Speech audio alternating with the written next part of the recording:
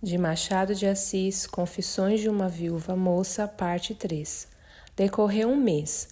Não houve durante esse tempo mudança alguma em casa. Nenhuma carta apareceu mais, e a minha vigilância, que era extrema, tornou-se de todo inútil. Não me podia esquecer o incidente da carta. Se fosse só isto, as primeiras palavras voltavam-me incessantemente à memória. Depois as outras, todas. Eu tinha a carta de cor. Lembras-te? Uma das minhas vaidades era ter a memória feliz. Até neste dote era castigada. Aquelas palavras atordoavam-me, faziam-me arder a cabeça. Por quê? Ah, Carlota, é que eu achava nelas um encanto indefinível, encanto doloroso, porque era acompanhado de um remorso, mas encanto de que eu me não podia libertar. Não era o coração que se empenhava, era a imaginação. A imaginação perdia-me. A luta do dever e da imaginação é cruel e perigosa para os espíritos fracos. Eu era fraca. O mistério fascinava a minha fantasia. Enfim, os dias e as diversões puderam desviar o meu espírito daquele pensamento único. No fim de um mês, se eu não tinha esquecido inteiramente o misterioso e a carta dele, estava, todavia, bastante calma para rir de mim e dos meus temores. Na noite de uma quinta-feira, achavam-se algumas pessoas em minha casa, e muitas das minhas amigas, menos tu. Meu marido não tinha voltado, e a ausência dele não era notada nem sentida, visto que, apesar de franco cavalheiro como era, não tinha o dom particular de um conviva para tais reuniões. Tinha-se cantado, tocado, conversado. Reinava em todos a mais franca e expansiva alegria. O tio da Amélia Azevedo fazia rir a todos com as suas excentricidades. A Amélia arrebatava bravos a todos com as notas da sua garganta celeste. Estávamos em um intervalo, esperando a hora do chá. Anunciou-se meu marido. Não vinha só. Vinha ao lado dele um homem alto, magro, elegante. Não pude conhecê-lo. Meu marido adiantou-se e, no meio do silêncio geral, veio apresentar-mo. Ouvi de meu marido que o nosso conviva chamava-se Emílio. Fixei nele um olhar e retive um grito. Era ele. O meu grito foi substituído por um gesto de surpresa. Ninguém percebeu. Ele pareceu perceber menos do que eu. Tinha os olhos fixos em mim e, com um gesto gracioso, dirigiu-me algumas palavras de lisonjeira cortesia. Respondi como pude. Seguiram-se as apresentações e durante 10 minutos houve um silêncio de acanhamento em todos. Os olhos voltavam-se todos para o recém-chegado. Eu também voltei os meus e pude reparar naquela figura em que tudo estava disposto para atrair as atenções. Cabeça formosa e altiva, olhar profundo e magnético, maneiras elegantes e delicadas, certo ar distinto e próprio que fazia contraste com o ar afetado e prosaicamente medido dos outros rapazes. Este exame de minha parte foi rápido. Eu não podia nem me convinha encontrar o olhar de Emílio. Tornei a baixar os olhos e esperei ansiosa que a conversação voltasse de novo ao seu curso. Meu marido encarregou-se de dar o tom. Infelizmente era ainda o novo conviva o motivo da conversa geral. Soubemos então que Emílio era um provinciano filho de pais opulentos que receberam uma esmerada educação na Europa, onde não houve um só recanto que não visitasse.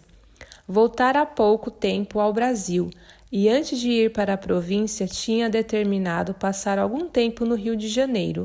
Foi tudo quanto soubemos. Vieram as mil perguntas sobre as viagens de Emílio e este, com a mais amável solicitude, satisfazia a curiosidade geral. Só eu não era curiosa. É que eu não podia articular palavra. Pedia interiormente a explicação deste romance misterioso, começado em um corredor do teatro, continuado em uma carta anônima e na apresentação em minha casa por intermédio de meu próprio marido. De quando em quando levantava os olhos para Emílio e achava-o calmo e frio, respondendo polidamente às interrogações dos outros, narrando ele próprio, com uma graça modesta e natural, alguma das suas aventuras de viagem. Ocorreu-me uma ideia. Seria realmente ele o misterioso do teatro e da carta? Pareceu-me ao princípio que sim, mas eu podia ter me enganado. Eu não tinha as feições do outro bem presentes à memória. Parecia-me que as duas criaturas eram uma e a mesma, mas não podia explicar-se o engano por uma semelhança miraculosa? De reflexão em reflexão, foi-me correndo o tempo, e eu assisti à conversa de todos como se não estivesse presente. Veio a hora do chá. Depois contou-se e tocou-se ainda. Emílio ouvia tudo com atenção religiosa e mostrava-se tão apreciador do gosto como era conversador discreto e pertinente. No fim da noite tinha cativado a todos. Meu marido, sobretudo, estava radiante. Via-se que ele se considerava feliz por ter feito a descoberta de mais um amigo para si e um companheiro para as nossas reuniões de família. Emílio saiu prometendo voltar algumas vezes. Quando eu me achei a sós com meu marido, perguntei-lhe: "Donde conheces este homem? É uma pérola, não é? Foi-me apresentado no escritório há dias. Simpatizei logo.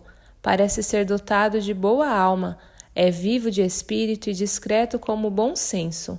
Não há ninguém que não goste dele." E como eu o ouvisse séria e calada, meu marido interrompeu-se e perguntou-me: "Fiz mal em trazê-lo aqui?" "Mal? Por quê?" perguntei eu. "Por coisa nenhuma. Que mal havia de ser?"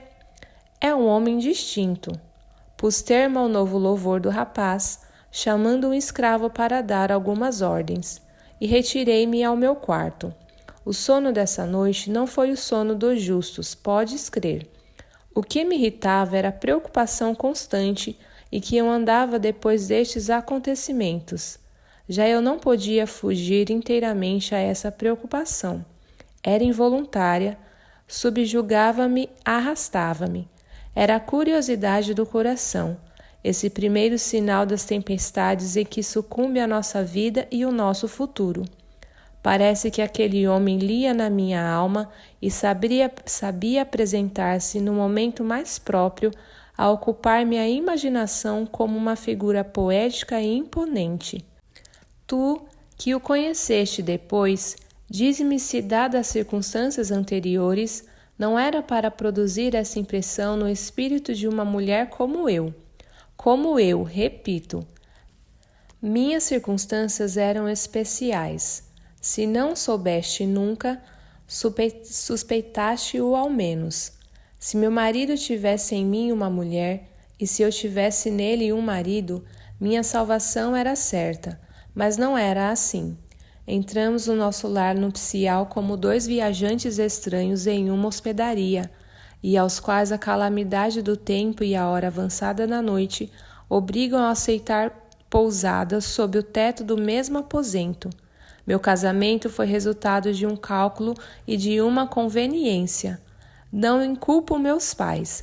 Eles cuidavam fazer-me feliz e morreram na convicção de que o era. Eu podia, apesar de tudo, encontrar no marido que me davam um objeto de felicidade para todos os meus dias.